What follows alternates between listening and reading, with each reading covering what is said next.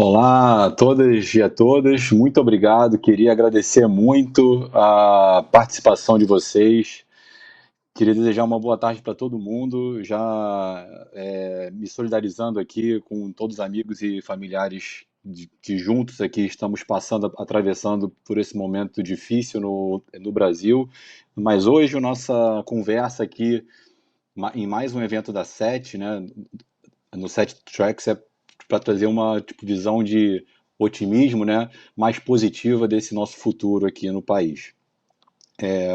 Hoje o tema é um tema muito relevante, porque trata de inovação e como é que a inovação acaba tocando em vários aspectos da nossa sociedade, né?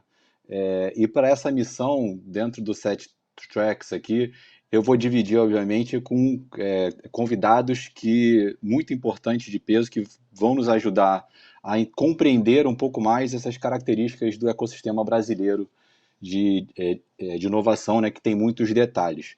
Para isso, eu queria convidar aqui para dividir comigo esse momento, esse bate-papo nosso, a Tami Vivas, que vem representando a Firjan, né, o Heitor, que representa o escritório aqui do Faria Sendon e Maia Advogados, que assessora muitas empresas nesse ecossistema. O Carlos Pompeu, nosso representante aqui da academia, do César, que vai trazer muito a visão, a fala desse ambiente acadêmico. E a Priscila, que é sócia fundadora aqui da Brain Ventures, que vai nos ensinar bastante coisa também com esse olhar de investimento, né? E a gente tem algumas perguntas importantes, assim, de antemão eu já queria incentivar a todos aqui que a gente vai dividir o nosso debate aqui em muitas perguntas, que todos eles vão interagir e responder. Queria incentivar todos que estão participando dessa nossa conversa, desse nosso bate-papo, para também interagirem no chat, né? A gente vai ter tempo suficiente no final, né, das nossas conversas aqui e exposições para tratar desses pontos, né, que vocês levantarem. Então, fiquem à vontade, o nosso chat está disponível, porque essa aqui é uma conversa interativa, né? É isso que a gente quer. E acho que uma pergunta inicial que eu queria já dar esse pontapé é provocar aqui vocês um pouco sobre, para a gente conhecer, né, explicar quem faz parte desse ecossistema de inovação especial no Brasil, né? Quais são os agentes? Quais são os atores? Será que a Tami acho que vai conseguir nos ajudar a responder? Tá ótimo. Bom, boa tarde a todos. Boa tarde, Léo. Queria agradecer aí o convite. É um prazer estar dividindo a mesa com vocês, né, e tratando desse tema tão relevante. Essa pergunta ela é uma pergunta muito interessante, né, para começar aqui a nossa conversa. E aí eu vou falar não só, vou dar um passo atrás e falar não só do ecossistema brasileiro, né, mas em geral todos os ecossistemas de inovação, eles têm determinadas premissas, né, que fazem com que eles tenham sucesso ou não, né, alguns pilares. E aí eu diria que o primeiro deles é a educação, né, é a base de tudo. Educação, legislação aqui no Brasil é algo que a gente está caminhando, né, a gente teve aí o marco legal recente, que talvez a maioria de vocês já tenham tido algum contato. Educação, legislação, a presença de empresas, e aí empresas não só startups, né, empresas de alto impacto tecnológico, mas também empresas que possam ser compradoras, digamos assim, clientes, né, dessas tecnologias. Capital, que aí é onde a minha divisão especificamente também entra, e aí capital de diferentes naturezas, né, seja ele do governo ou capital privado também, acho que a gente vai falar bastante sobre isso aqui hoje. Então, essa é a parte dos tangíveis, né? Nenhum ecossistema sobrevive sem ter esses pilares. E aí a gente tem também a parte dos intangíveis, né?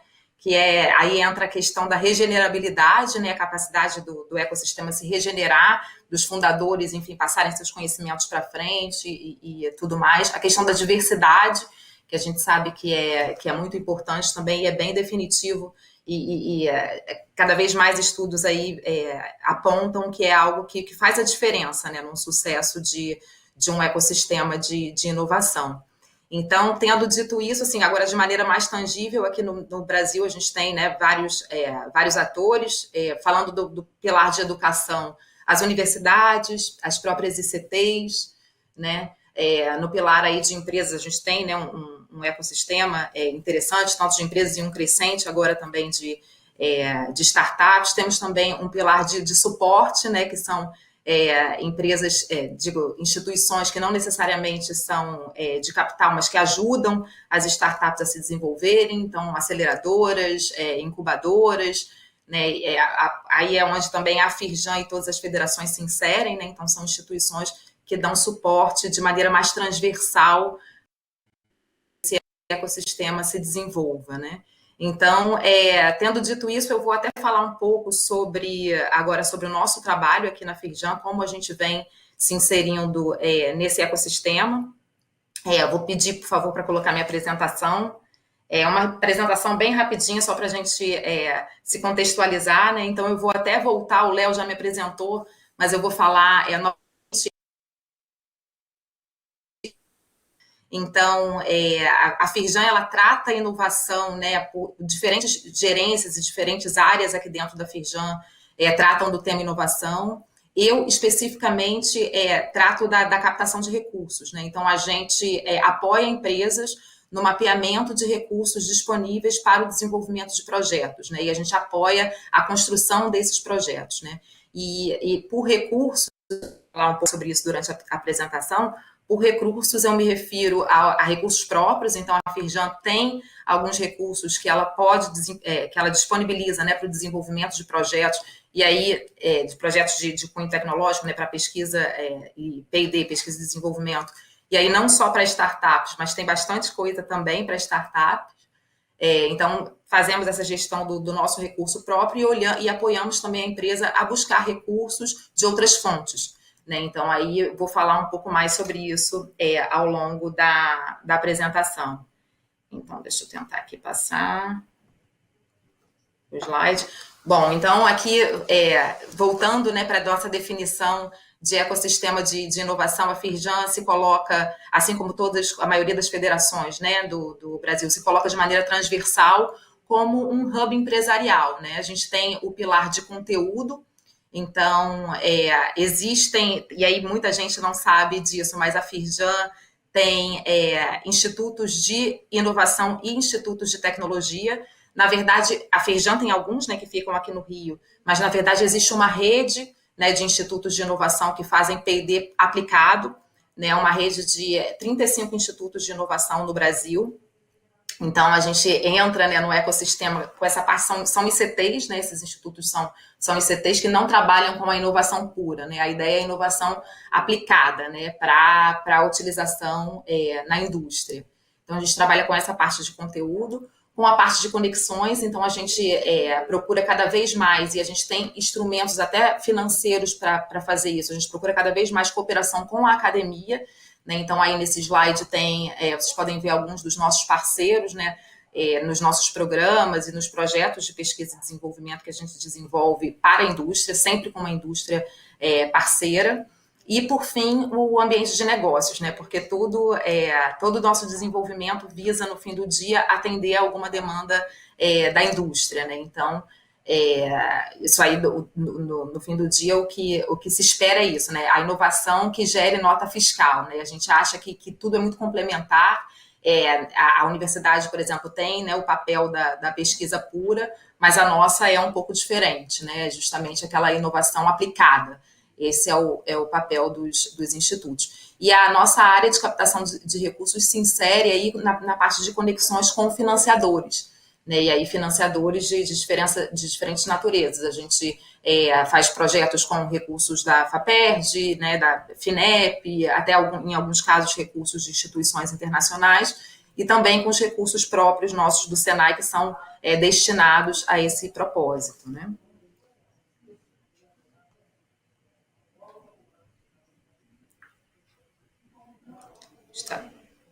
Então, aqui falar um pouco bem rapidinho, sobre como a Firjan olha a parte de inovação, né? E aí eu falei sobre os pilares, né, de um ecossistema de inovação. A gente se insere aí para complementar e para agregar em vários desses pilares, né? Então, a Firjan olha inovação em 3 grandes frentes, né? Eu vou começar da terceira. A terceira delas é a parte de competências educacionais. Então, a gente tem, né, o Senai, olhando para essa parte de desenvolver, né, competências aí para inserção nesse novo mercado de trabalho, né? Então, a gente está sempre procurando olhar o que há de tendência e trazer isso para os nossos cursos, tanto os cursos técnicos quanto agora a Faculdade Senai, né? A parte de P&D, né, pesquisa e desenvolvimento, a gente também se insere aí, principalmente através dos nossos institutos de inovação, e eu, com prazer, posso falar um pouco mais a respeito da competência de cada um deles, né? Agora eu estou falando bem em linhas gerais, mas depois a gente pode aprofundar um pouco mais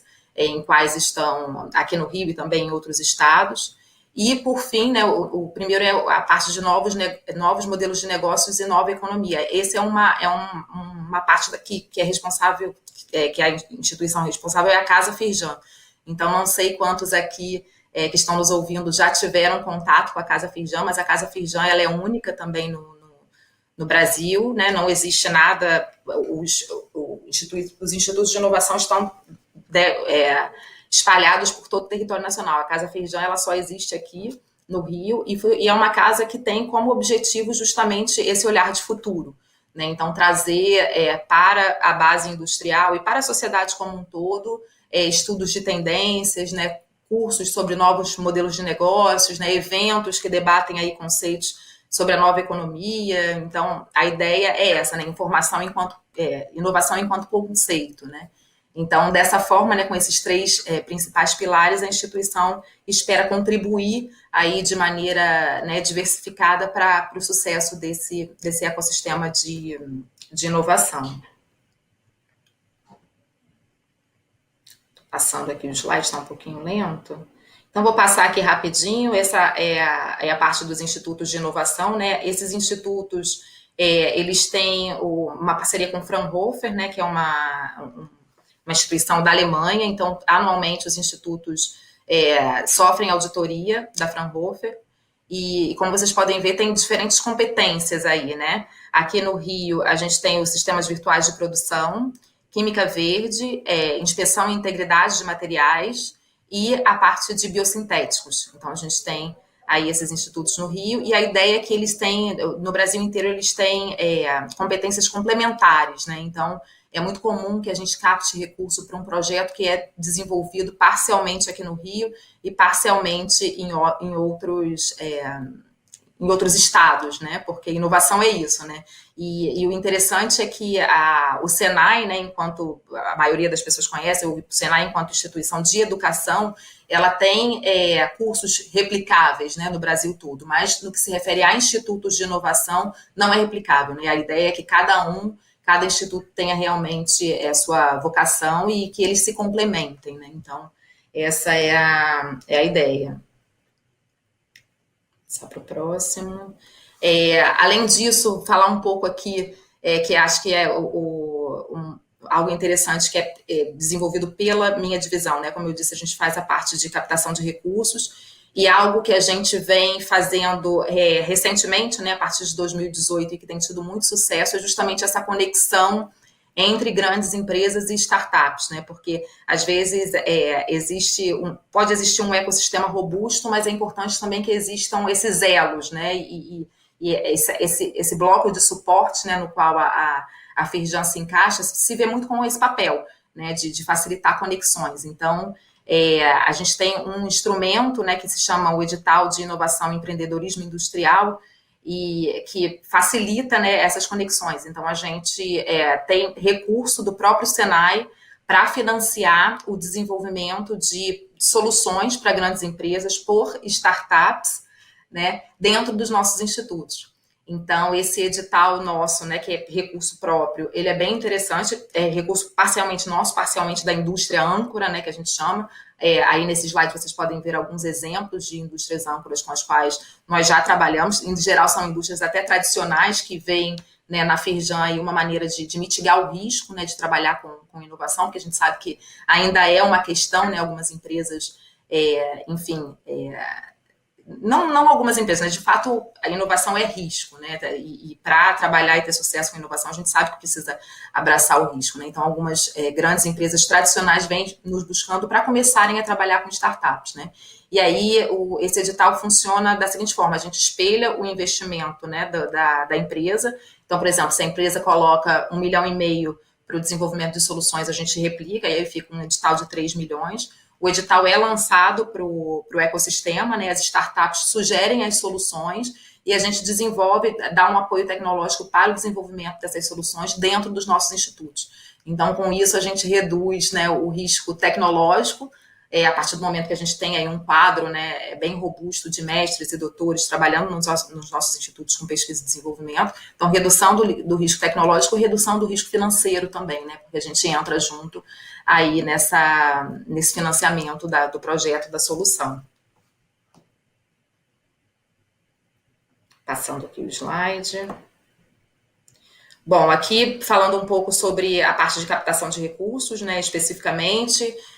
Nossa área vai fazer 3 anos agora, já atendemos pouco mais de 50 empresas e mais de 50 milhões em recursos captados, né, para desenvolvimento de projetos em tecnologia e inovação. E aqui, falando um pouco, né, ainda no contexto de ecossistema, falar um pouco de onde estão os recursos no Brasil, né, que tipos onde a gente olha e busca recursos para apoiar essas empresas. Não vou entrar aí no detalhe do slide, porque, né, o nosso tempo é curto e tem, né, outros colegas aqui certamente vão também falar um pouco mais sobre fontes de recursos, mas basicamente a gente trabalha com essas 3 grandes linhas, né, os recursos do próprio Sistema S, e aí o edital de inovação é um deles. A parte de suporte direto também, que são as linhas tanto linha de crédito quanto editais, né, de fundo perdido, e a parte de suporte indireto a gente também trabalha, então dando apoio aí a empresas a terem acesso a incentivos fiscais, dando apoio também a empresas que têm interesse em utilizar o recurso obrigatório, né, investimento obrigatório de agências reguladoras, então a gente dá aí todo esse suporte. Então, é basicamente isso, já está aqui, acredito que meu tempo já está se esgotando. Isso aqui eu vou deixar para falar um pouco mais no final, né, sobre tendência de futuro aí e por que é tão importante inovar, mas eu fiquei bem impressionada, né, porque nós, na Firjan, cada vez mais investimos em inovação, porque a gente sabe que agora é uma questão de sobrevivência, né. Então, achei bem interessante aí esse dado da Fortune 500, né, isso é a média de idade das empresas que constam nessa lista, né? Então, 1937, 75 anos, 2011, 15 anos, isso é média, né? Em 2030, até para a gente, eu acho que é difícil imaginar isso, né? A média de idade da empresa, das empresas do Fortune 500 em 2030, a ideia, a previsão é que seja de 2 anos. Então, isso é só para ilustrar, né, que realmente a agilidade, né, e essa característica própria das empresas startups é algo que é uma tendência agora sem volta, né? Então, é basicamente isso. Queria agradecer. Eu vou ficar por aqui para depois responder as perguntas. E é isso, Léo, está com você. Legal. Eu fiquei bem feliz que no início você tinha comentado e deu para perceber a respeito dessa diversidade, né, dos atores e agentes do ecossistema, e eu fiquei assim realizado vendo aqui o nosso painel, que por consequência temos uma diversidade também nos participantes. Sim, né? Então fiquei bem atores. Feliz dessa composição aqui também. Eu vou fazer rapidamente uma pergunta para ti, Tami. Só para a gente fechar, você tinha comentado sobre como a Firjan, enfim, desenvolveu essa ferramenta que facilita a conexão de grandes empresas com esse ecossistema de startup através dessa composição de edital, etc. Você percebe que esse acesso ele está além também das grandes empresas, ele também se estende para as médias empresas, isso está acessível hoje no mercado brasileiro para as pequenas e médias empresas? Como é que você percebe esse movimento? Bom, ou isso é foco nas grandes empresas?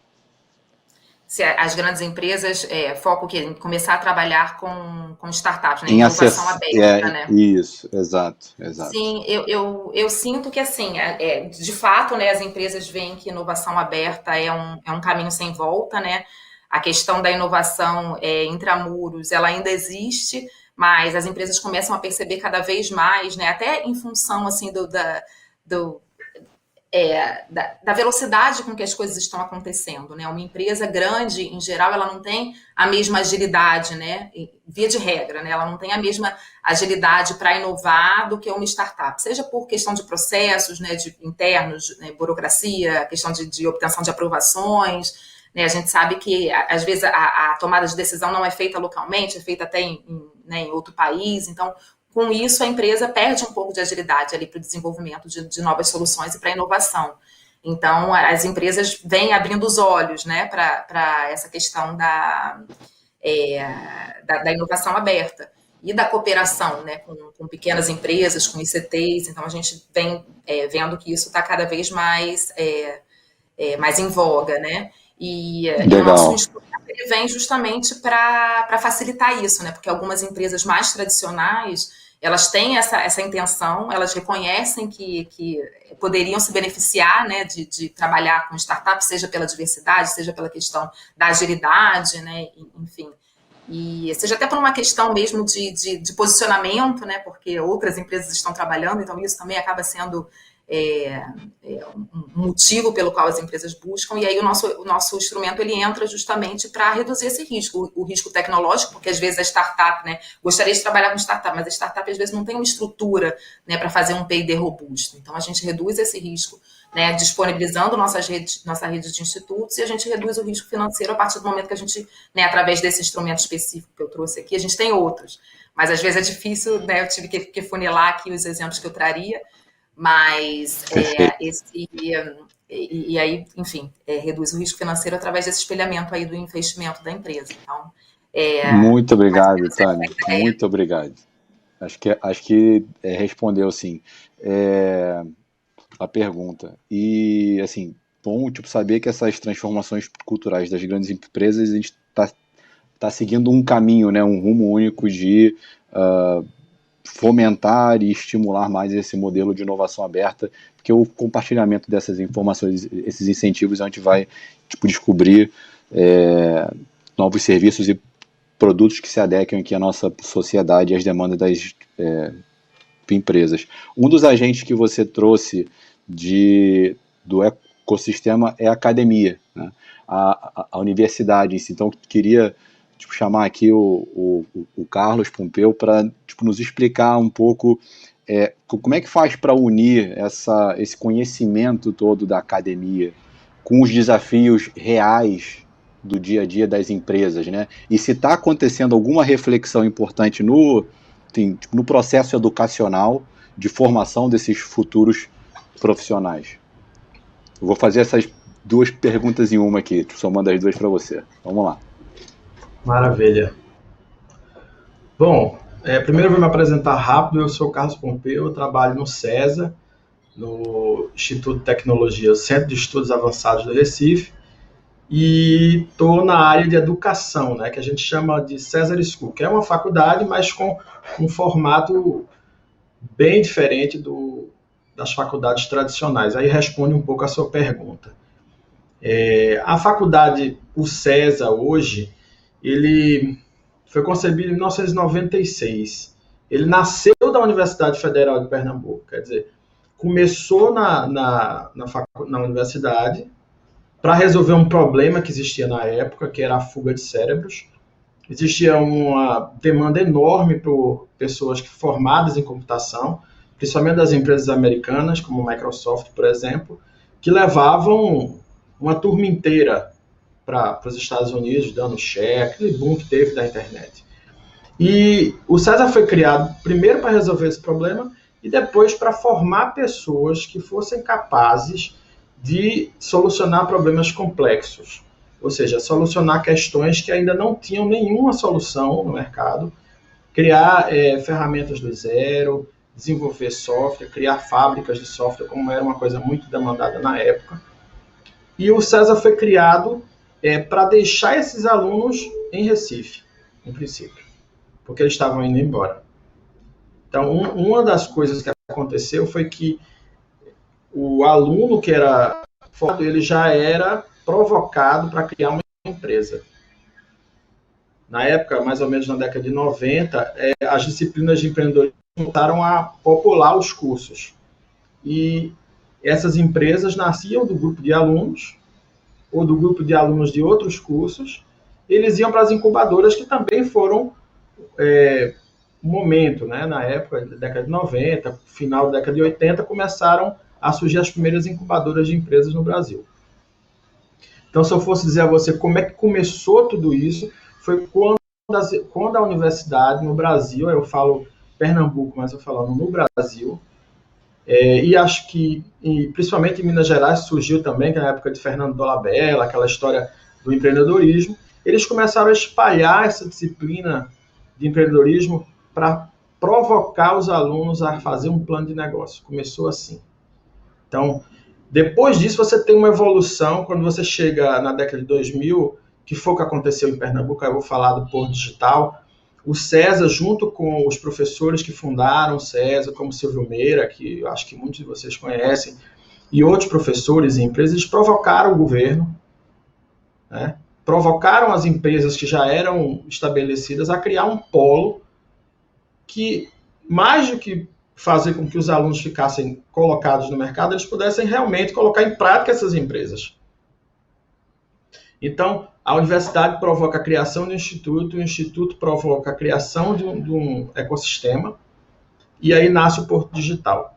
Com a metáfora de porto, né, a gente chama empresas embarcadas, que são empresas que se associam a esse núcleo e vão produzindo, criando empregos. Hoje a gente tem mais de 12 mil pessoas só na ilha trabalhando exclusivamente em empresas de tecnologias e suas derivações. Aí você tem empresas de design, de games, empresas de segurança, todas as áreas da ciência da computação e das TICs.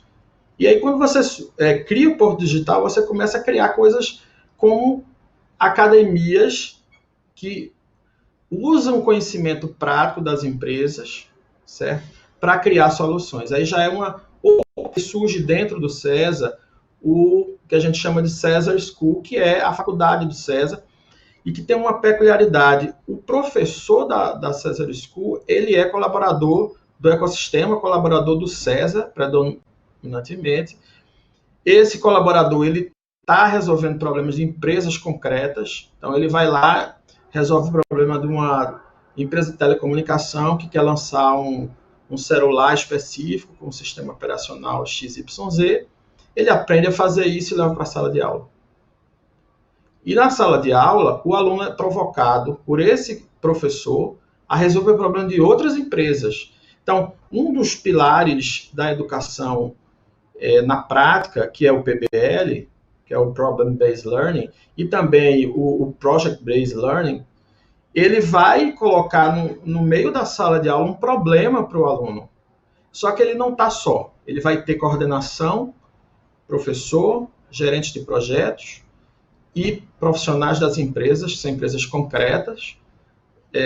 Na César School, especialmente, nós criamos uma chamada, as empresas trazem problemas, isso é curado, digamos assim, e os alunos vão no primeiro dia de aula conhecer essas empresas, desenvolver um plano com esses profissionais para, ao longo do semestre, entregar alguma coisa. Ele vai entregar lá um projeto, claro, um protótipo de baixa fidelidade, inicialmente, porque é uma graduação, nesse caso, e ele vai evoluindo. Quando a gente já passa para o mestrado, esse projeto já é mais sofisticado, porque ele vai entregar para o empresário ou para a startup uma coisa concreta, que o mercado vai comprar. E aí, quando você vai para o nível de doutorado, aí a coisa fica ainda mais complexa. Então, você tem os níveis de complexidade de acordo com o produto educacional. Então, além do PBL, a gente tem essa conversa ativa com o mercado. Então, tudo que na César School é produzido é conversado com as empresas para que elas não só absorvam o aluno, mas que elas tragam essas questões para que o aluno aprenda fazendo. Essa é uma premissa que nasceu com a César School. O aluno precisa aprender fazendo e ele vai criar as próximas empresas do ecossistema. Uma outra coisa importante é a gente apostar na liderança desses alunos. Você tem 2 áreas na School, uma área de computação e uma de design de soluções. Então, esses alunos trabalham juntos desde o primeiro semestre. Eles correm concursos paralelos, mas eles vão se encontrando com disciplinas conjugadas e vão aprendendo a fazer empresa. E, ao mesmo tempo, também desenvolve as competências do século XXI. Porque não é só o pensamento crítico, a tecnologia, a matemática pela matemática, o design pelo design, mas eles têm que aprender a conviver, aprender a trabalhar em times, a fazer escolhas. E essa educação com as habilidades sociais e as skills do século XXI, junto com a tecnologia e com o acompanhamento das empresas, é que vai fazer com que eu tenha uma startup mais robusta, né? Um outro exemplo é o que acontece hoje na Universidade Federal de Pernambuco, que é um parceiro estratégico do Porto Digital e do César. Eles têm um negócio chamado Projetão. Projetão é uma disciplina que pessoas dos vários cursos da universidade se juntam para fazer essa disciplina e daí eles criam empresas. É um motor, né, de criação de empreendimentos. Então, a universidade está sempre junta, está sempre conversando com esses setores, e aí a gente pode resumir numa conversa de 3 setores, né? O governo, a universidade privada ou pública e o setor privado.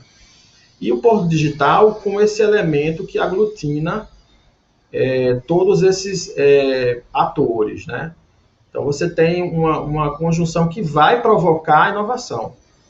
E aí, o que acontece? Depois que você tem 12 mil pessoas trabalhando, centenas de empresas criadas, conexões com o Brasil inteiro, conexões com o mundo, você começa a criar coisas interessantes. Você começa a criar empresas que atuam nacionalmente, que são líderes no setor, na área de segurança cibernética, na área de educação, na área de telecomunicações, e aí os exemplos são variados no Porto Digital, e você consegue fazer uma coisa importante, que é educar para a inovação.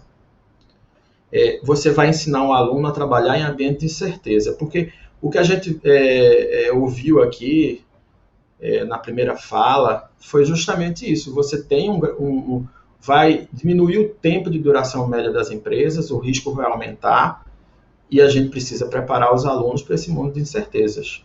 Precisa trabalhar um mindset de design, mindset com competências do século XXI. As pessoas precisam, de fato, criar o futuro agora. Eles vão treinar, desenhar esse futuro quando eles forem para o mercado, ou como empresa ou como startup, eles já estão preparados, né? Então, de maneira geral, eu acho que responde, acho que em parte aí o que você trouxe para mim.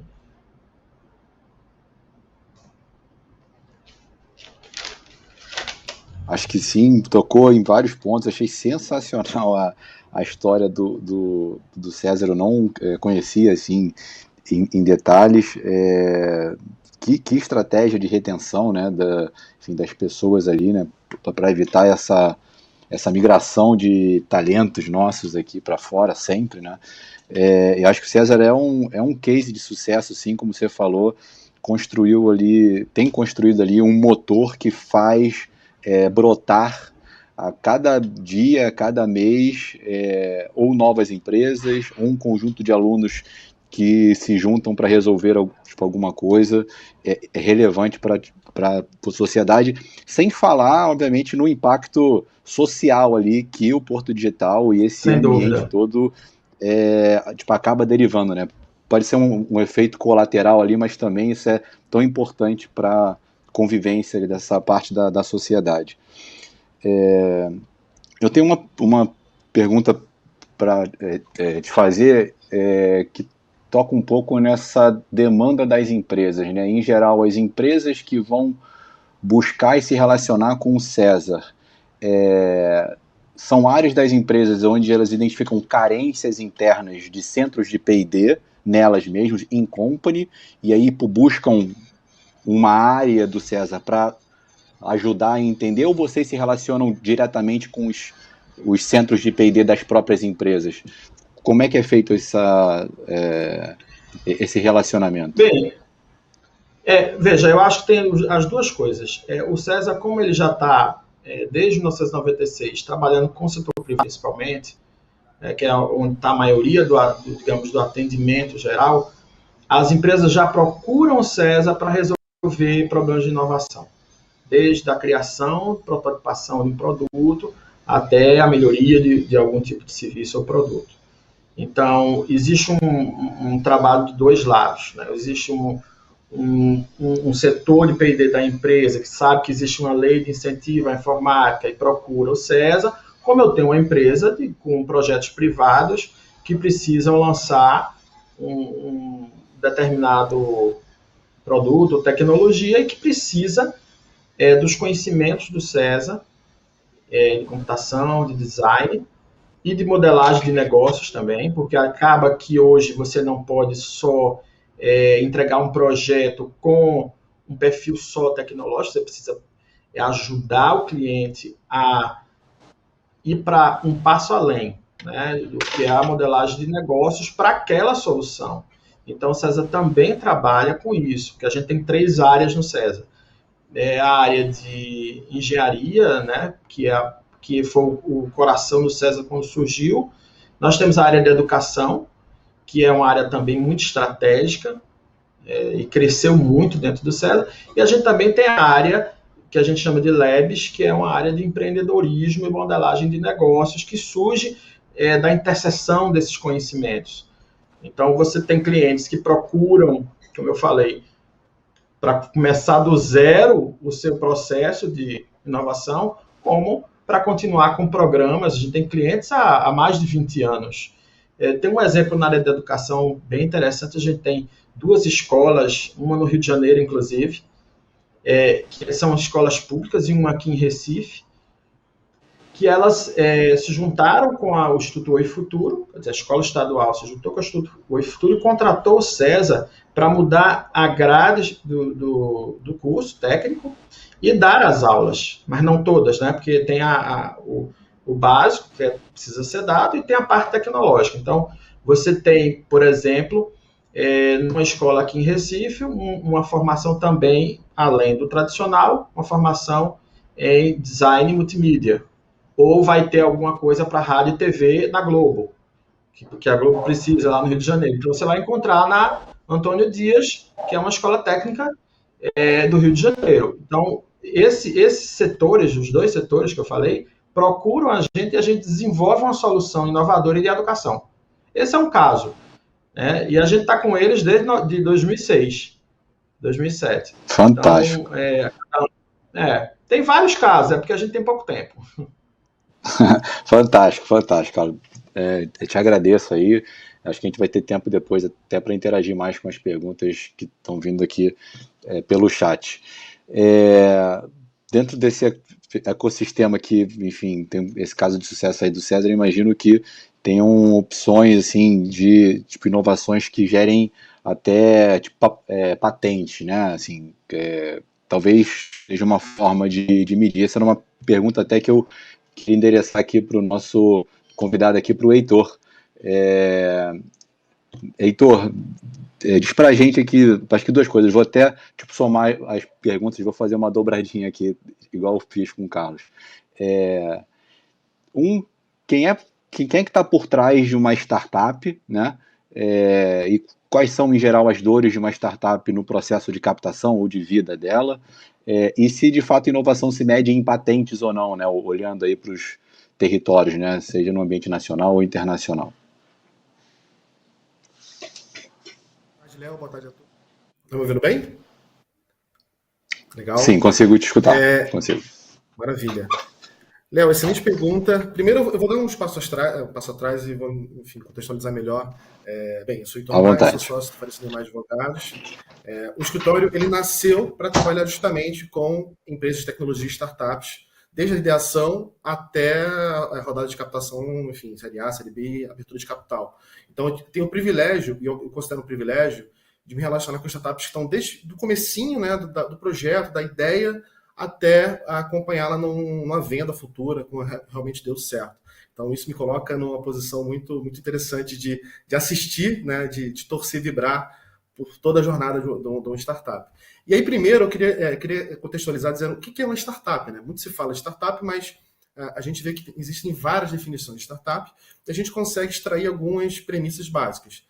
Normalmente, nas definições de startups que vocês vão ver no mercado, vão constar que é um projeto ou empresa que atua num ambiente de alta incerteza, como bem destacou o César, ou seja, ela está navegando por águas realmente antes não navegadas, ou se navegadas com outro olhar, outro viés, e que busca a repetição do modelo de negócio almejado e a escalabilidade. Por que repetição? Para que ela consiga ganhar um volume maior, com baixo custo, sendo repetitivo, conseguir implementar tecnologia para otimizar essa repetição, e tem que ser escalável, ela tem que ter um mercado endereçável que seja realmente, faça sentido para aquele produto ou projeto.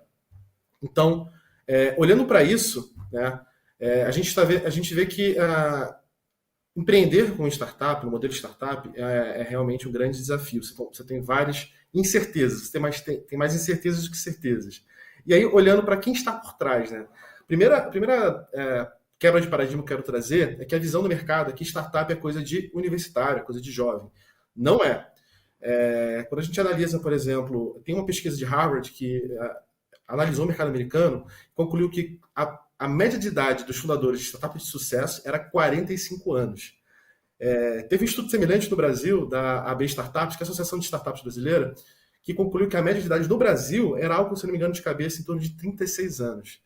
E, trazendo minha visão empírica, né, ou seja, do meu dia a dia, de fato, os projetos que a gente vê que tem aquele brilho, realmente aquela chance de dar certo, que tem uma maior organização, são projetos que têm fundadores que têm esse mix de fundador mais sênior, que já passou por uma empresa no segmento, que é um profissional daquela área, com pessoas mais jovens, sim, trabalhando muito na ponta de tecnologia, muito na ponta, por exemplo, de marketing, mas sempre tem esse elemento comum, que é um profissional um pouco mais sênior.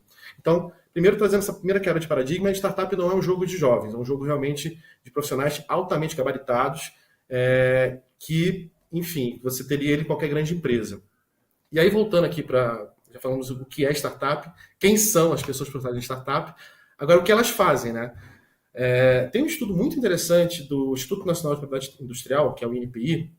Esse estudo é de 2019, mas são dados recentes, porque infelizmente a gente perdeu 2020, e enfim, então considero que estão bem atualizados. E ele analisou a base de dados da AB Startups e da Agência Brasileira de Desenvolvimento.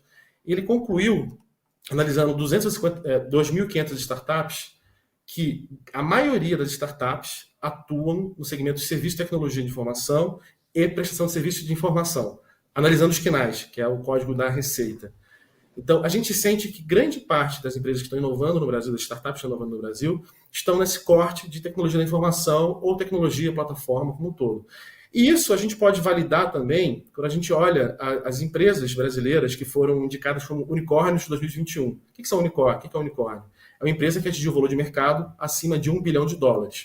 Então, se a gente pega algumas empresas que surgiram em 2021, vou pegar o caso da PagSeguro, 99, Nubank, Gympass, Hotmart, Vetex, então, todas as empresas que elas nasceram, apesar de terem verticais diferentes, verticais de fintechs, educação, edutech, enfim, mobilidade, todas elas têm um foco na tecnologia da informação, elas trabalham na plataforma, elas otimizam a escalabilidade com a plataforma.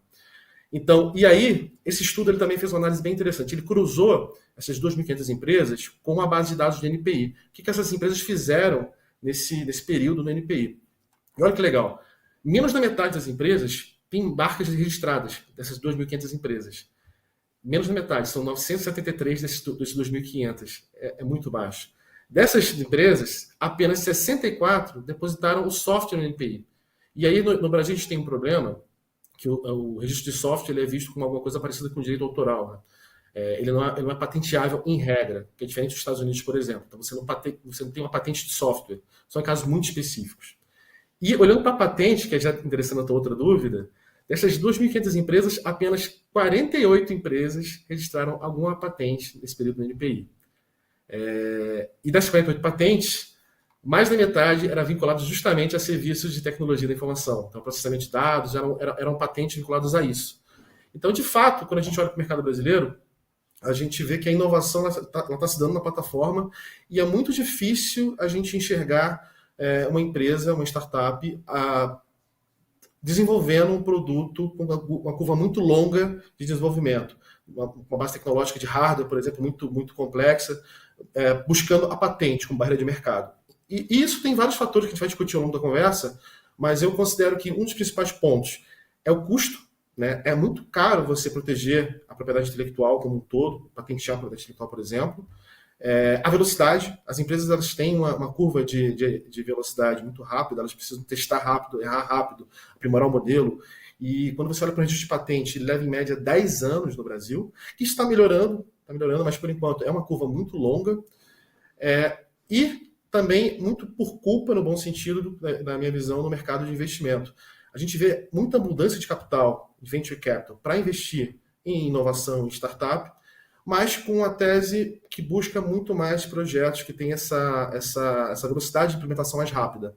É muito difícil, considerando que a gente está atuando num ambiente de alta incerteza, um fundo querer investir numa startup que ela vai desenvolver uma tecnologia durante 10 anos, 7 anos, para depois ir a mercado validar o projeto. Então, esse tempo, esse time, ele acaba inibindo um pouco a criação de patentes como objeto de meta de uma startup, né? E quais são as principais dores, né? Vou trazer um pouco agora a minha atuação. Como é que uma startup se relaciona com esses mais agentes do mercado? Primeiro ponto, a gente falou só rapidamente sobre inovação aberta. Inovação aberta no Brasil, apesar de ser um tema muito maduro lá fora, ele está começando a se desenvolver, começando a amadurecer no Brasil. Eu vou trazer alguns cases. A gente teve alguns cases nos últimos 4 anos de hackathons. O que é hackathons? É uma maratona de programação. Uma empresa lança um desafio e ela reúne, cria um evento para que as pessoas desenvolvam um projeto no final de semana, normalmente, tentando resolver aquele problema. E grandes empresas tentaram usar o hackathon como um canal para fazer inovação aberta. Só que falharam quando começaram a discutir a propriedade intelectual. A gente via muito regulamento de hackathon que falava que a propriedade intelectual que estava sendo desenvolvido por todo mundo era da empresa. Isso gerou um desgaste de imagem muito grande em alguns cases. Eu não vou citar nomes para evitar, mas tiveram vários cases com desgaste de imagem e gerou uma insegurança muito grande do fundador da startup quando ela vai se relacionar com uma grande empresa. A visão dela é que sempre a grande empresa ela vai absorver o que eu fiz, dado que eu não tenho uma proteção de patente, dado que eu não tenho uma proteção muito forte de propriedade intelectual, basicamente o que eu tenho é um modelo de negócio que não é protegido, e ela tem maior capacidade de recurso para implementar esse meu modelo de negócio.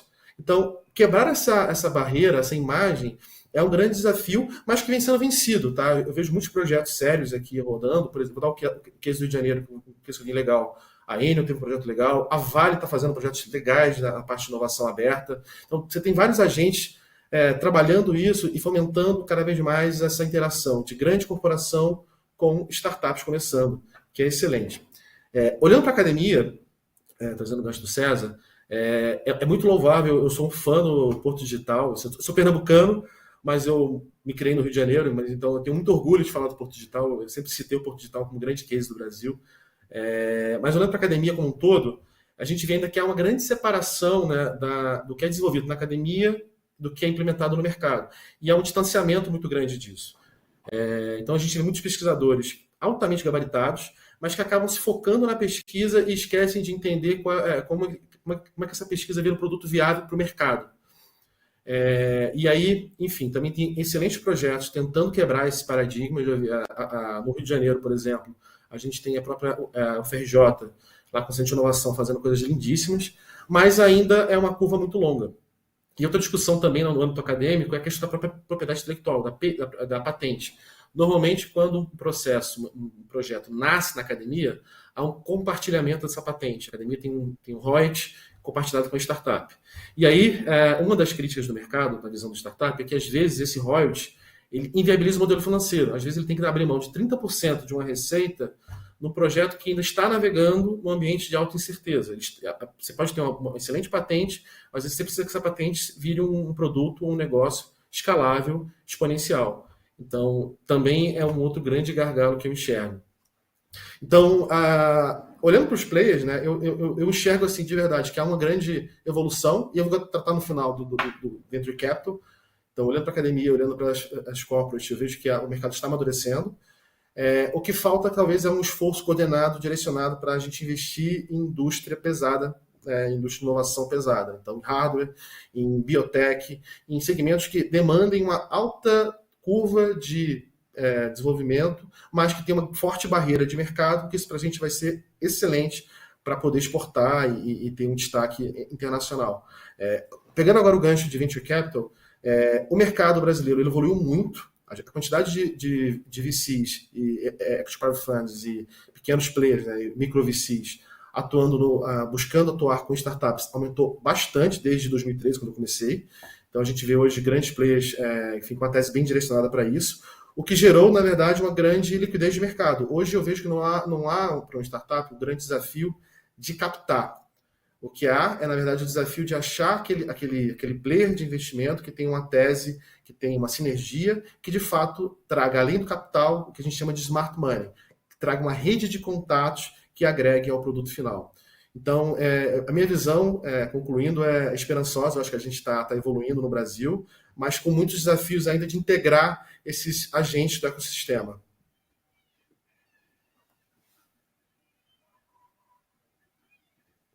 Essa tal da transformação até talvez cultural aí em vários agentes, né, porque a gente veja acontecendo ao longo do tempo, porque de cultura leva tempo um pouco, né?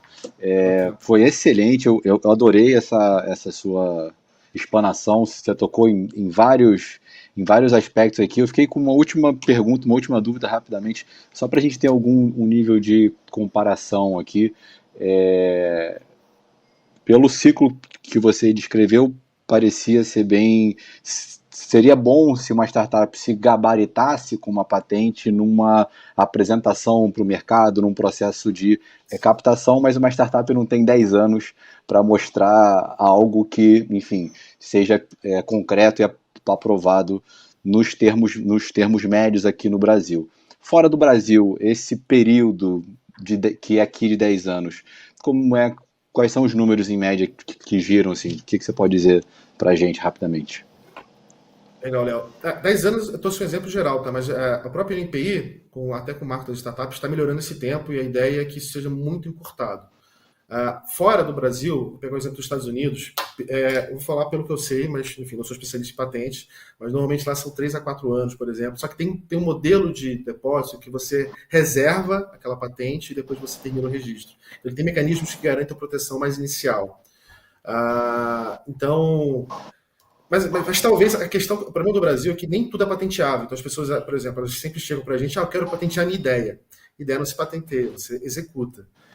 Para você patentear um produto inovador, tem que ter todos os requisitos da lei. Então esse é o grande desafio. Quando você pega uma startup, ela normalmente está atuando com foco no modelo de negócio que não tem proteção. A proteção do modelo de negócio é o mercado. É quem faz primeiro, quem faz mais rápido. Perfeito. Muito bom. Obrigado, Heitor. E aí, para a gente concluir assim, essa primeira parte da nossa conversa, Priscila, explica para a gente uma coisa. A gente sabe que inovação a gente não faz com linha de crédito bancário, né, tradicional. E o Heitor comentou muito bem no final que o mundo de venture capitals no Brasil se desenvolveu bastante nesses últimos anos. Mas para o panorama, explica como é que esses fundos têm olhado para o mercado brasileiro. Olá, todo mundo, boa tarde, né? Vou falar um pouquinho, né? Assim, hoje, como é que a gente vê essa questão financeira, né? E aí, ao longo da minha apresentação, eu vou me apresentando. A gente vê o seguinte, dentro do processo, né, todo mundo fala inovação, né, mas assim, a inovação em si, eu brinco com qualquer empreendedor quando vem conversar comigo, dizendo que tem ideia, ou que está desenvolvendo um mínimo produto viável, um MVP, isso ainda não é inovação. Quando a gente fala em patente, a gente está falando que ainda não é uma inovação, é uma invenção. Para você inovar, de fato, né, e a Tami falou isso na apresentação dela, você tem que emitir nota fiscal, a gente tem que ir para o mercado. Então, quando a gente fala em captação de recursos, né, ou então crédito bancário, enfim, a gente tem que pensar o seguinte, você tem captação de recursos para desenvolvimento de pesquisa e desenvolvimento, que é uma coisa que as universidades fazem, e até as próprias startups podem fazer também, que é o início do negócio, né, tirando a ideia do papel, e você também, depois, você tem a parte de uma captação para fazer o negócio de fato crescer e decolar, né? E aí, nesse caso, você pode fazer uma captação com crédito bancário, é muito caro. Então, geralmente, as startups e as empresas recorrem aos fundos de investimento. Tá? Dentro dessa área de pesquisa e desenvolvimento, em termos de captação de recursos, né, você tem hoje alguns programas do próprio governo que ajudam isso, né? São recursos de subvenção econômica. Né? Esses recursos, você tem aí a FINEP, que tem o Startup Brasil, o Centelha, que é uma fase bem inicial de tirar exatamente a ideia do papel e fazer um mínimo produto viável, um MVP, né? O Startup Brasil já é desenvolver um pouquinho mais, né? Você tem as FAPs, que são as Fundações de Amparo à Pesquisa também, que ajudam, né, com determinados projetos em cada região. Então, assim, o empreendedor ele pode buscar essa tirada do papel, né, a partir desses editais que existem e são públicos. Quando a gente fala de venture capital, né, a gente está falando de uma outra etapa, né?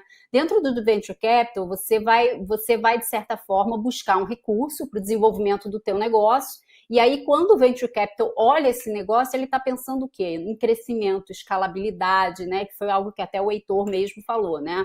A gente vai olhar o negócio, vai olhar o mercado, né? Então, dentro da tua curvinha que você vai olhando a questão do crédito, né, que eu preciso, de fato, do quanto que eu preciso de dinheiro, você vai olhar o que de fato você vai precisar, né, para ter esse investimento, né? Então, assim, como é que eu vou me organizar para receber esse investimento? E aí vem muito a questão do papel do investidor, né? Que aí entra a Brain Ventures, né? Qual é o nosso papel hoje, né? Não é só dar o dinheiro, né? Que foi até uma coisa que o Heitor falou, quer dizer, não adianta eu só financiar o negócio. Eu tenho que trazer o smart money, né? Que é exatamente essa parte que a gente fala de como é que a gente ajuda o desenvolvimento do negócio. Então, eu vou trabalhar a minha rede de contatos para ajudar a colocar aquela startup para conversar com uma grande empresa, né, fazendo esse link. Eu vou ajudar essa empresa a olhar qual é a melhor maneira de trabalhar a questão do modelo de negócios dela, do marketing, da estratégia.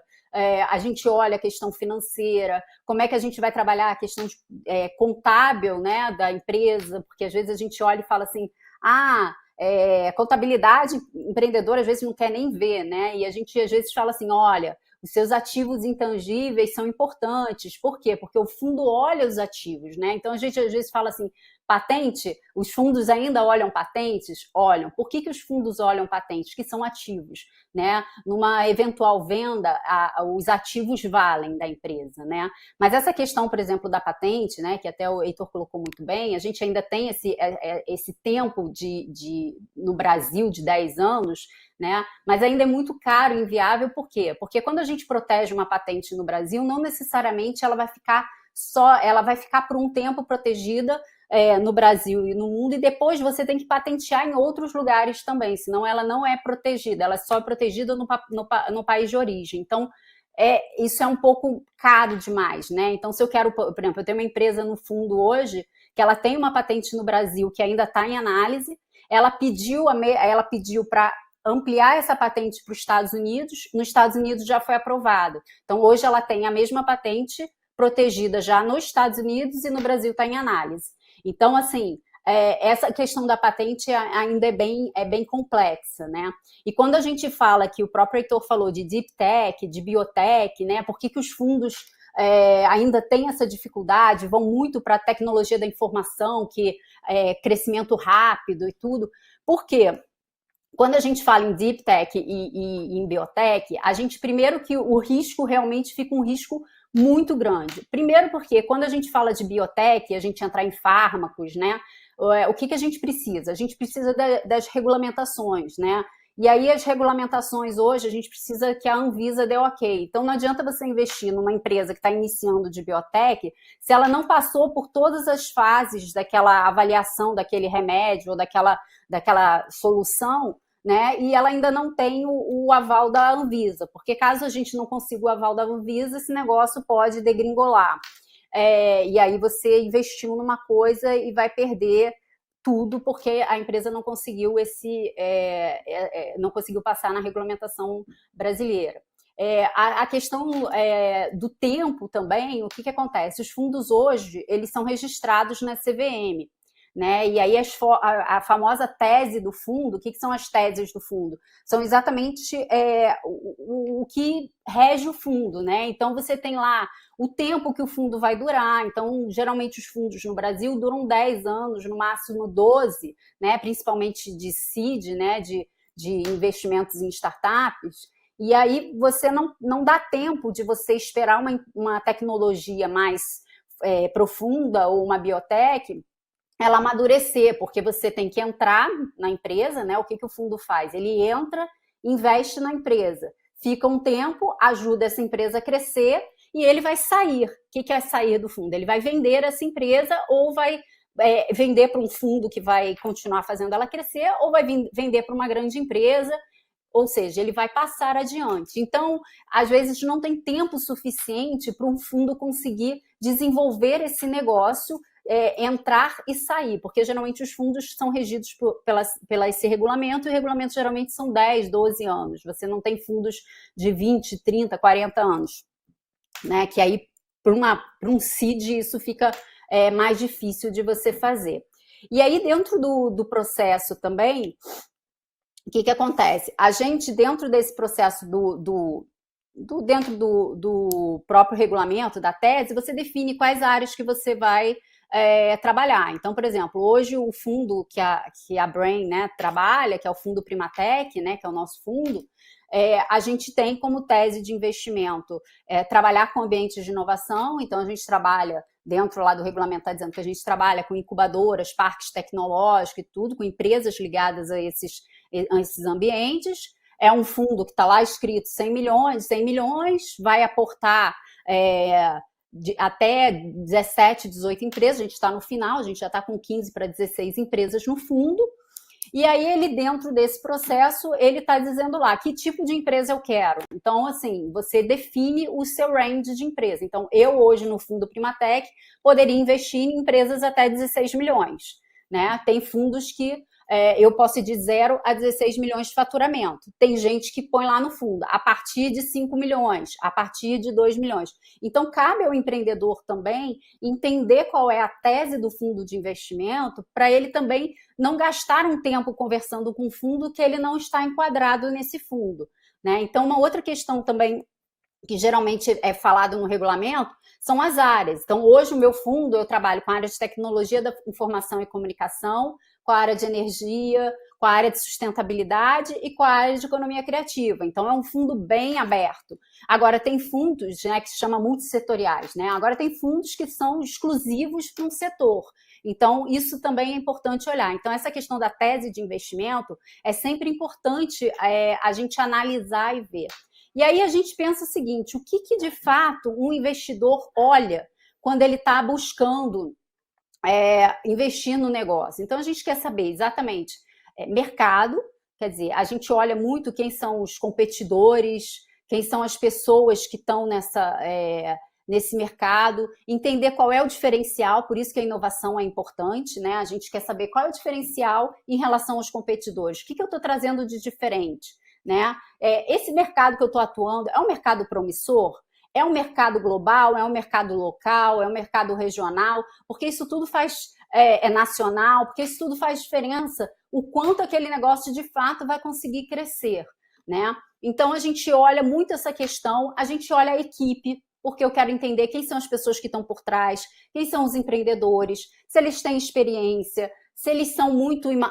não tem, tem às vezes, tem muita noção da tecnologia, mas não tem a experiência de mercado, porque isso também não necessariamente a gente vai descartar, tá? Se não tiver experiência do mercado. Mas às vezes a gente vai precisar trazer alguém para poder ajudá-lo naquela situação relacionada ao mercado. Então a gente olha muito a equipe, como é que é, se a equipe é multidisciplinar, se ela não é. Então a gente entende como é que é isso, né? E aí a gente olha, assim, de fato, como é que essa empresa pode se comportar no mercado. Por quê? Porque a partir todas essas informações, o fundo faz o quê? Ele faz uma avaliação para entender, ele olha como é que vai ser, ele projeta um crescimento para essa empresa, e aí ele negocia um valor com aquela empresa. Então, assim, olha, você vale X no mercado. Então, eu vou aportar 1 milhão em você, então eu vou ficar com um percentual de, sei lá, 10%, né? Você vale outro valor. Então, assim, cada caso é um caso. Então, é importante entender, cada setor se comporta de uma forma. Então, às vezes, não necessariamente eu aportando um valor numa empresa A que fatura X, eu vou aportar o mesmo valor numa empresa que fatura o mesmo X, porque tudo vai depender do tamanho, do produto, do posicionamento. Então, assim, o investidor, ele olha muito essa questão, tá? E aí, assim, dentro dessa estrutura, né, hoje a Brain trabalha muito nisso, né, em prospectar, selecionar, acompanhar, trabalhar nessa questão de visão estratégica. Então, esse é o nosso papel dentro desse processo e dentro dessa área de inovação como um todo, né? Hoje a gente está aproveitando aqui conhecimentos muito importantes para compreender de fato, assim, mais profundamente como funciona e roda esse ecossistema em específico. Eu fiquei com uma dúvida, Priscila, não sei se você consegue responder para a gente agora, ou pela Brain, ou de uma maneira geral no mercado brasileiro, se você tem percebido, enfim, que nesses últimos anos, especialmente com esse impacto que ficou muito evidente na nossa atual crise, nessa tragédia sanitária, esse esgarçamento do tecido social, como é que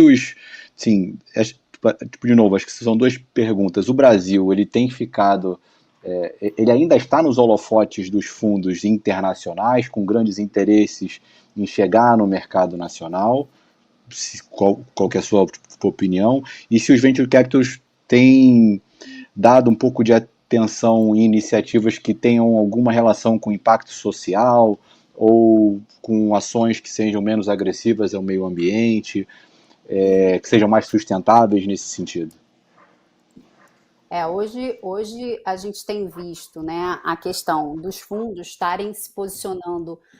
Se você começa a ver, né, isso já tem alguns poucos anos, mas você começa a ver os fundos nascendo, que são fundos de impacto, né, impacto social. E aí, dentro desses fundos de impacto social, você tem um olhar muito focado para a sustentabilidade e um olhar muito focado para a questão social também. Então, você hoje já vê fundos exclusivos fazendo isso. Existiam no passado alguns fundos, né, mas eram muito poucos. Hoje você vem vendo um crescimento e até chamadas específicas de cotistas, né, que tem aí, quando eu falo cotista, às vezes o BNDES abre chamadas para fundos específicos com esse olhar, né, de questões de impacto social, que é uma questão que é importante e que todo mundo está percebendo. Dentro do meu fundo, apesar de ser um fundo, né, multissetorial, a gente tem essa questão de sustentabilidade, que a gente dá um olhar um pouco para empresas ligadas a meio ambiente, né? Então, e aí quando a gente olha de energia, a gente está olhando energia alternativa. Então, a gente tem um pouquinho desse olhar, porque é o futuro, assim, eu acho que hoje os investidores têm essa visão que o futuro a gente vai ter que ter esse olhar forte para a questão de sustentabilidade e energias alternativas. Cada vez mais isso vai crescer. Estados Unidos já está investindo pesado em clean tech, que chama, né? Você tem os fundos também de clean tech, que são só ligados a questões de meio ambiente. Então, assim, essa é de fato algo que vai cada vez mais ficar mais forte. E a questão social, obviamente, a gente vai ter que pensar em soluções cada vez mais para uma população, olhando uma população como um todo, não pensando em soluções só para A, B, C. Não, a gente tem que olhar a população como um todo e como isso vai impactar, como é que essa solução, de certa forma, impacta positivamente na população. É isso que esses fundos cada vez estão sendo demandados e estão sendo projetados. Tá? Quanto à questão internacional, a gente hoje eu tenho visto muito uma corrida forte de fundos internacionais buscando soluções brasileiras, né? Isso é bacana porque, assim, a gente mostra que o Brasil conseguiu começar a se colocar no mundo, né? De fato, com soluções interessantes e com a questão de algumas empresas estarem realmente aparecendo, conseguindo fazer abertura de capital lá fora e tudo. Você começa a ter um pouco essa visão do mercado internacional que o Brasil tem soluções e tem potencial. Então, a gente vem vendo cada vez mais investidores internacionais buscando soluções brasileiras e conversando. Então, assim, hoje mesmo no nosso portfólio, a gente tem parceria, tem co-investimento com uma empresa internacional, com um fundo internacional.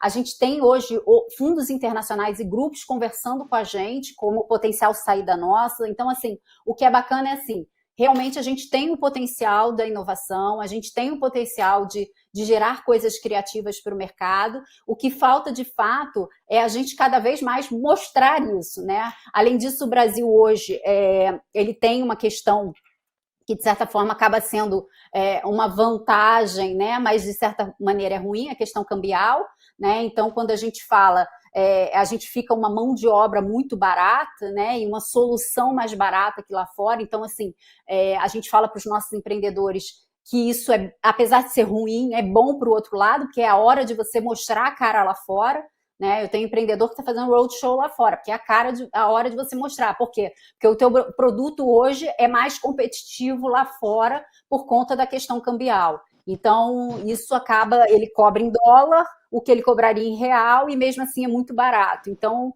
para ele é maravilhoso, e para ele paga todas as contas e ainda sobra. Então, assim, é uma questão importante de avaliar o momento, né? Esse momento faz sentido as empresas pensarem em botar a cara para fora, né? Até para mostrar para outros fundos e para mostrar para outros players que a empresa existe e que tem tecnologia para competir.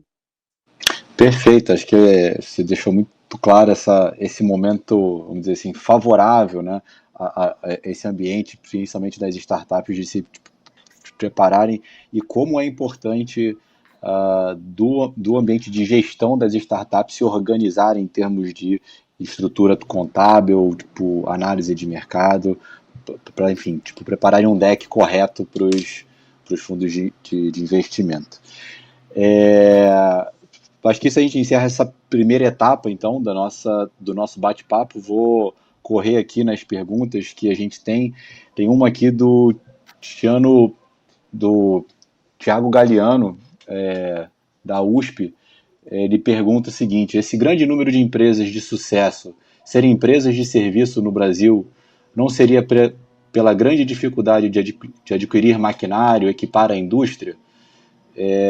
Eu acho que o Heitor comentou um pouco, não sei se você quer complementar, Heitor, mas vou deixar aqui aberto para quem quiser adicionar. Eu vou ajudar aqui, então, começando. Sim, ele tem, correto. Por exemplo, a gente tem uma questão tributária no Brasil que é extremamente complicado você calcular. Então, quando você tem uma empresa que a base de negócio demanda a venda de produtos interestadual, ela já nasce com a complexidade no ambiente de certeza adicional. E ainda também tem a questão da escala, né, da escalabilidade, enfim, você depende que o teu modelo de negócio seja expandido através de uma base de equipamento, você limita a tua escalabilidade. Então, é por isso que normalmente as empresas, startups, buscam modelos de negócios que são pautados no crescimento através da tecnologia. Então, acho que é um dos pontos principais para que a gente não tenha tantos projetos de equipamento, de indústria.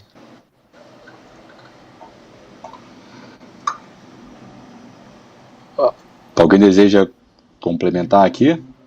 Eu queria falar que, assim, essa questão também, a dificuldade é que, assim, acaba que você comprar componentes hoje, muitas das empresas têm que importar componentes, porque nem todos os componentes existem no próprio país, né? Ou se existem, às vezes o preço, por incrível que pareça, fica mais caro que na China, mesmo com o dólar do jeito que está. Então, a gente ainda tem esse desafio, obviamente, né? A gente tem alguns centros de desenvolvimento de equipamento, de componentes e tudo, mas a gente ainda tem esse desafio também. Então, acaba que essa é uma outra questão, né? A questão de buscar componentes, buscar soluções, né? Usando componentes nacionais ou buscando componentes nacionais competitivos com componentes chineses, por exemplo.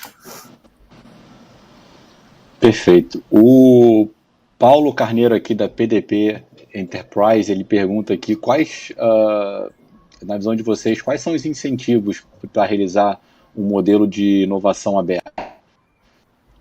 Acho que alguém se arrisca a responder. Para a inovação aberta, incentivos fiscais que ele quer saber, porque a gente tinha a lei do bem, que você poderia trabalhar com inovação aberta. Eu acho que pode ser, porque ele não deixou isso muito específico aqui. Paulo, se você quiser complementar a sua pergunta no chat, fica à vontade aqui, a gente tenta responder. Tá? Mas tem a parte dos incentivos financeiros.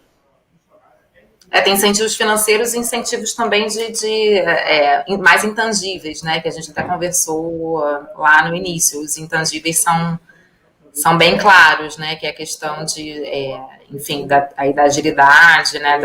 De ter novas visões, né? Então, acho que as empresas cada vez mais estão buscando esse tipo de coisa. E incentivos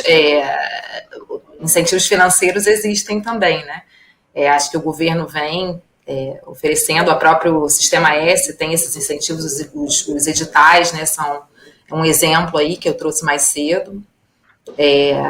Então, a gente acredita, até falando um pouco de visão de futuro, eu acho que isso não vai durar muito tempo, né, esses incentivos financeiros. Talvez alguns sim, mas eu acho que não vai ser uma coisa perene, e isso é algo que, né, as instituições colocam justamente para incentivar, mas eu acho que em longo prazo vai ter que ser tão óbvio, né, ali para o gestor de inovação, as vantagens de investir em inovação aberta, que ele provavelmente já não vai contar com tantos, né, com tanto um aporte financeiro realmente de terceiros.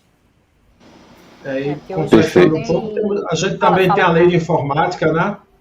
Sim. Não esquecer da lei de informática e dos incentivos que também agora o Estado do Amazonas também está oferecendo, né? Uhum. Que vão além desses incentivos mais antigos. Então, o empresário que está investindo em P&D no Amazonas hoje está com alguma vantagem também. Coisas novas surgindo. Perfeito, fantástico. O Fernando Carlos Moura, aqui da revista da SET, pergunta aqui, em termos de desenvolvimento, pelo que vocês colocaram aqui, a nossa regulamentação, né, no Brasil está um pouco atrasada, né, um pouco defasada, né? O que deveria acontecer para que as patentes sejam liberadas com mais celeridade? É a dúvida dele. Se puder começar, então. Primeiro ponto, a gente não está atrasado. Esse é o primeiro mito. A gente, inclusive, acabou de aprovar o Marco das Startups, que foi um grande avanço. E no Marco das Startups, inclusive, um dos artigos, ele visa justamente tentar acelerar esse processo de registro de patente e de marca. O problema é que nem tudo é patenteável. E aí cai no outro enfoque. Os modelos de negócio que normalmente atraem mais os VCs, eles nascem sem essa base de patente como algo essencial para ganhar escalabilidade. Então, eu acho que o que falta, na verdade, e aí vem a academia muito para ajudar nesse ponto, projetos na academia que tem esse tempo, né, e recurso para desenvolver mais longo, nascerem já se plugando ao mercado de alguma forma mais rápido. Então, para que nasça a patente na academia, você já consiga colocar essa patente no modelo de negócio escalável. Eu não acho que ainda é um problema de regulamentação, acho que é mais um problema realmente de articulação com todos os players.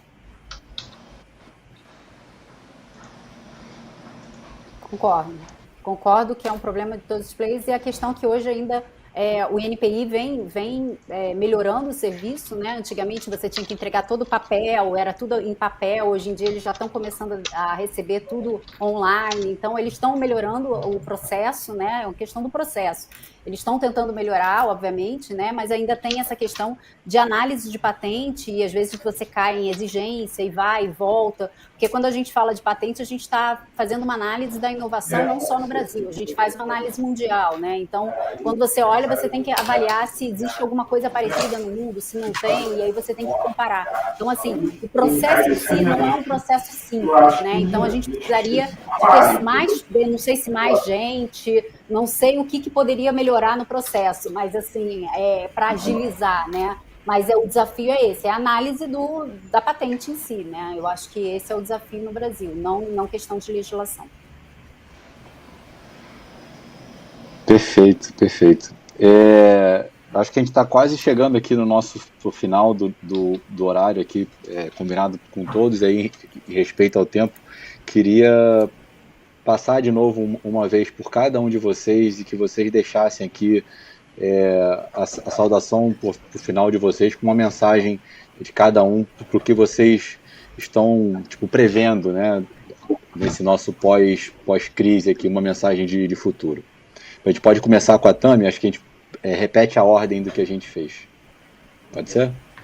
Certo, claro. Eu acho que a gente vê aí, observa algumas tendências, né? Já foi colocado aqui, eu queria muito reforçar que a tendência das empresas cada vez mais estarem investidores olhando para a questão do ESG, né, do Environment Social Governance. Eu acho que a sociedade como um todo, né, depois de um evento como esse da pandemia, se sensibiliza, né? Então, enfim, isso eu acho que está vindo forte. É difícil hoje a gente entrar numa conversa, né, sem olhar esses aspectos. Então, acho que isso realmente é um caminho sem volta, né? Eu acho que em termos de tendência também a gente vê cada vez mais a questão da formação de redes, né? E eu acho que essa pandemia, né, trouxe, claro, muitas coisas ruins para a gente, mas tentando fazer um olhar aí otimistas. Eu acho que a gente, né, o virtual permitiu formações aí de redes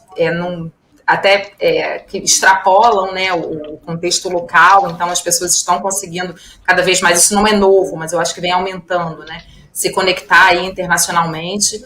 Eu acho que isso pode trazer muitas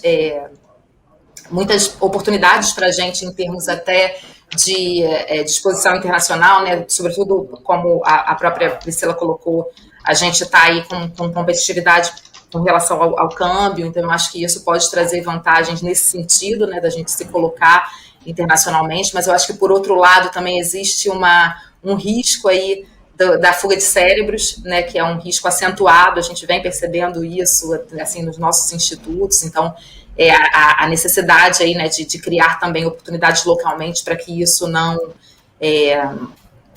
venha a nos prejudicar e até a sobrepor, né, as oportunidades que essa crescente formação de redes e redes internacionais pode trazer. Então, assim, eu sei que são dois pontos aí um pouco diferentes, mas eu acho que são duas tendências que a gente vem aí observando. Acho que a gente está num momento em que a questão, né, da inovação aberta já não é algo para pioneiros, né? Eu acho que está se massificando, as grandes empresas estão aí, enfim, já enxergando as vantagens disso. Então eu também acho que é um caminho sem volta e espero que isso, em longo prazo, venha contribuir para aquecer também cada vez mais o ecossistema, né? Então acho que aí são essas três tendências aí que eu gostaria de comentar, né? Questão do ESG, questão da formação de redes, né, que vem com vantagens e desvantagens, e a questão aí da inovação aberta. Acho que é mais ou menos esse o recado, e agradecer, né, a todos foi um prazer aí trocar e aprender muito com vocês também. Legal, muito bom. Carlos, sua saudação final aqui, sua mensagem aqui de futuro.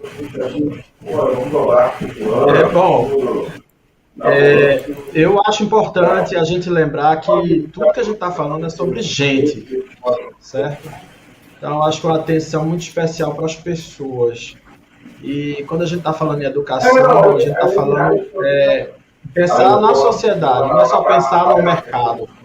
Eu acho que a gente aprendeu muito a pensar no mercado.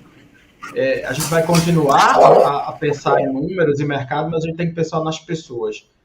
Então, eu acho que uma das tendências para a gente é trabalhar com a inovação sustentável, né? Que ela converse com os indivíduos, com as questões locais, mas com as questões globais, respeitando esses limites. Então, o papel da educação ele vai além do imediatismo, né? Então, é preparar essa pessoa, essa liderança, para construir esse futuro. Porque a gente fala muito de futuro, mas futuro é o que a gente faz agora, é o que a gente imagina agora, porque ele em tese é só conjectura, é só projeção. E eu acho que o foco é gente. Eu acho que meu recado seria esse.